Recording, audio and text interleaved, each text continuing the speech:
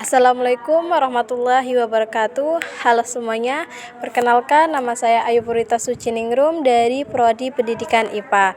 Nah, vlog kali ini saya akan membahas mengenai etnosains yang ada di daerah saya. Nah, sebelumnya apa sih itu etnosains? Etnosains merupakan kegiatan mentransformasikan sains asli masyarakat dengan sains ilmiah. Nah, sains asli masyarakat tercantum dalam kearifan lokal, budaya lokal, dan kepercayaan yang ada di masyarakat. Nah, pada kesempatan kali ini saya akan membahas bersama kalian mengenai etnosains yang ada di Kabupaten Brebes. Nah, sebelumnya saya akan memberikan sedikit informasi mengenai Kabupaten Brebes. Kabupaten Brebes merupakan kabupaten terluas kedua di Jawa Tengah setelah Kabupaten Cilacap. Berdasarkan data Badan Pusat Statistik Kabupaten Brebes memiliki 17 kecamatan dan 297 desa atau kelurahan. Sebagai kabupaten yang terletak di ujung barat Jawa Tengah, berbatasan langsung dengan Kabupaten Cirebon, Provinsi Jawa Barat, Kabupaten Brebes hingga kini masih menyimpan beragam budaya dan kearifan lokal. Antara lain sedekah bumi, sedekah laut, calung, tari topeng, kuntulan, sintren, burok, kuda lumping, dan masih banyak lagi. Juga sebagai ciri khas ada bawang merah dan telur asin. Nah, sekarang saya sudah bersama dengan salah satu warga di Desa Kedawon. Selamat malam, Bapak. Selamat malam. Perkenalkan, nama saya Ayu Purita. Tujuan saya di sini untuk menanyakan atau mengulas informasi mengenai obrok-obrok. Nah, sebelumnya Bapak dipersilakan untuk perkenalan. Assalamualaikum warahmatullahi wabarakatuh. Nama saya Ahmad Sartono. Saya asli warga Dusun Kedawon, Kelurahan Rangas Pendawa, Kecamatan Larangan, Kabupaten Brebes, Jawa Tengah. Saya selain musisi juga pelaku obrok-obrok, dan insya Allah nanti akan mengulas bersama Ananda. Silakan, apa yang mau dipertanyakan? Mengenai sejarah obrok-obrok atau asal-usul obrok itu bagaimana? Baik, asal-usul awal mulanya diadakannya obrok-obrok. Dari segi kata, obrok-obrok itu, kata obrok itu adalah membangunkan orang yang sedang tidur, ya. Kalau bahasa Brebes di sini itu diorok-orok, ya, menggugah supaya bangun, itu obrok, yang ngorok.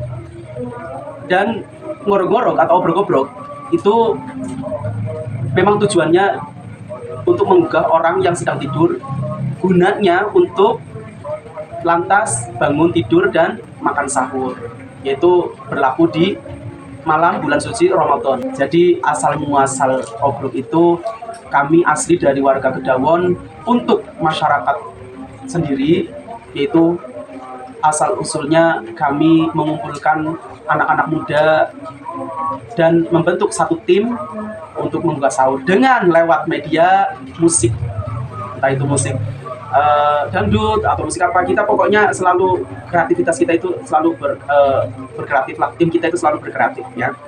Itu asal usulnya. Jadilah kita satu tim untuk tim pembuka sahur dari Dusun Kedawon. Pertanyaan selanjutnya mengenai tradisi obrok sendiri itu bagaimana, gitu?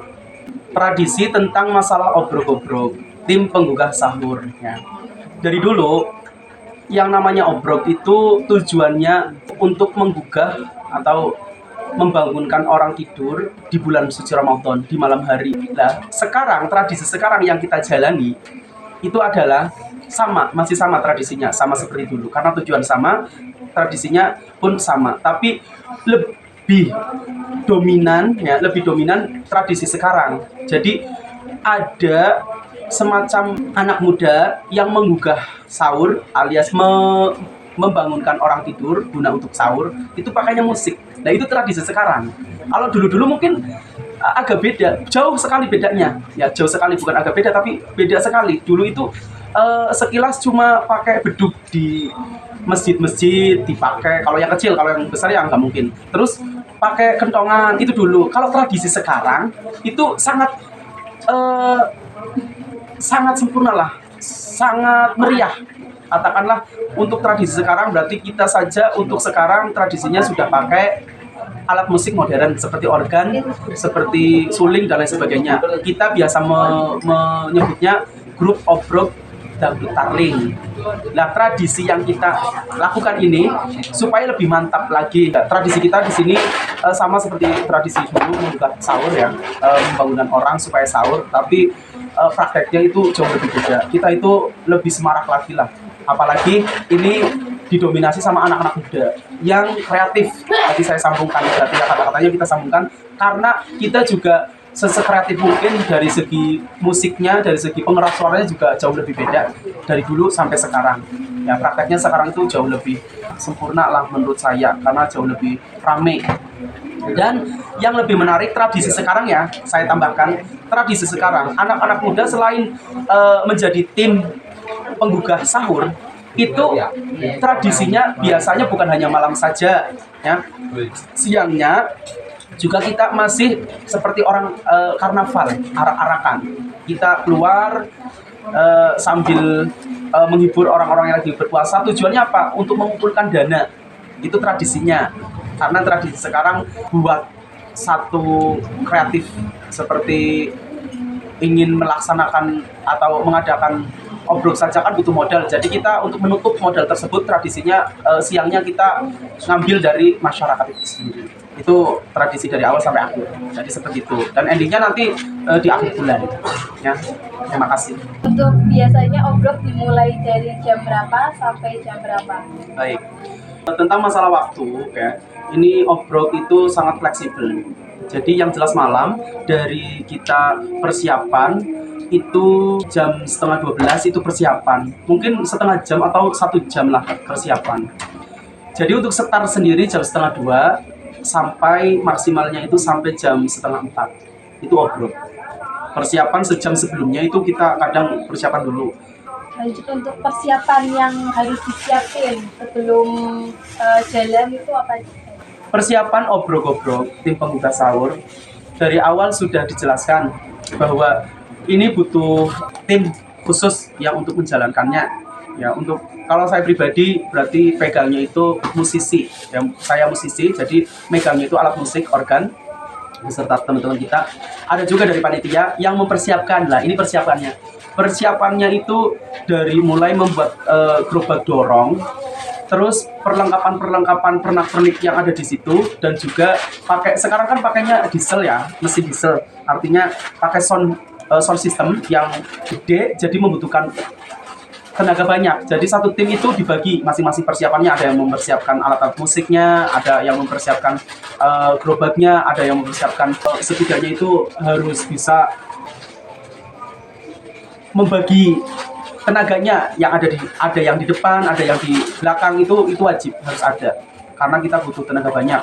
Persiapannya harus matang pokoknya. Persiapannya dimulai menyiapkan lampunya juga. Sekarang kan harus ada lampunya. Misalkan persiapannya kurang matang, contoh udah beres semuanya, gerobak sudah kuat dan sudah ada pemainnya. Kalau misalnya lampunya kurang saja, itu kurang menarik. Jadi kalau menyinggung perbedaan ronda dulu ya, obrok dulu ya, sama sekarang itu ya, sekarang harus sempurna lah, harus banyak lampunya juga. Itu salah satu daya tarik tersendiri. Ya, persiapannya itu pokoknya banyak lah. Terus belum juga persiapan hal-hal yang dibutuhkan secara tiba-tiba juga masih banyak. Kadang butuh butuh bensin, karena kita pakai diesel kan, pakai mesin diesel juga butuh bensin juga, butuh air minum juga. Pokoknya keluh kesahnya banyak, tapi pengalamannya juga alhamdulillah semakin banyak, semakin bisa menghandle, semakin bisa memikirkan bagaimana caranya kita hidup di untuk menghidupkan tim kita ya, menghidupkan acara ini gitu, supaya tidak seperti ini aja gitu, harus lebih kreatif lagi seperti itu. Itu persiapannya pokoknya harus dipersiapkan secara matang itu dari maksimal orang yang ada di obrok itu berapa? Baik, untuk personil daripada tim penggugah sahur itu aslinya tidak menentu. Kalau misalkan sudah modern seperti ini, ada gerobak dorong, ada yang buat tenaga, itu minimal tidak kurang dari 10 tenaga lah, tenaga pekerja, artinya yang mengerjakan itu tadi. Itu kalau untuk personil sendiri keseluruhannya, dari musisi seperti saya ya, musisi 5 orang cukup. ada yang pegang alat musik ya 5 orang cukup, dan penyanyi maksudnya termasuk penyanyi. Terus dari tenaga itu memang lebih besar, mungkin 10 ya tidak kurang dari 10 lah. Kalau kurang dari 10 juga mungkin agak berat. Kalau maksimal 15, ya maksimal 15. Nah, lebih dari 15 juga banyak yang nganggur. Ya maksimal 15 lah. Kalau minimal itu 8. Jadi kita setiap malam saja ini yang pergi, yang ikut itu 10 orang. Itu untuk tenaga saja. Pokoknya itu meliputi panitia itu panitia. Itu 10 orang. Tidak kurang dari 10 orang. Kalau nambah bolehlah maksimal 15. Jadi gini teknisnya. Kita kan musisi, ada gerobak dorong tuh. Kita musisi itu semuanya naik ke gerobak dorong tersebut. Semuanya. Jadi gerobak itu ya semacam dokar gitu ya. Itu semacam odong-odong lah gitu jalan. Itu memuat personil pemusik beserta alat musiknya dan juga sound system itu masuk naik semuanya. Ya, personilnya berapa tuh? Pokoknya lebih banyak lebih baik lah. Kalau kebanyakan juga banyak yang nganggur sih. Cuma kalau kita tanya masalah personilnya ya ke beberapa orang ya itu tadi. Pokoknya kalau udah ada orang atau anak pemuda 10 ya alhamdulillah sudah cukup. Jadi memang fantastis. Tenaganya loh harus kuat. Karena apa? Pakainya itu dorongan, didorong ya kan, armada yang didorong, bukan pakai mesin terus tinggal mesin motor ya, bukan, tapi pakainya armada yang didorong. Jadi memang gitu. Kenapa sih pakainya dorongan? Lah ini jawabannya ya karena supaya lebih memperlambat sih. Jadi tidak asal-asalan kalau misalkan pakai alat yang mesin bermotor itu kan ya tinggal sat cepet banget. Ini kan tujuannya juga menggugah sahur, jadi memperlambat supaya lambat, terus ya juga tidak oleng ya, artinya tidak ngebut-ngebut kayak begitu saja.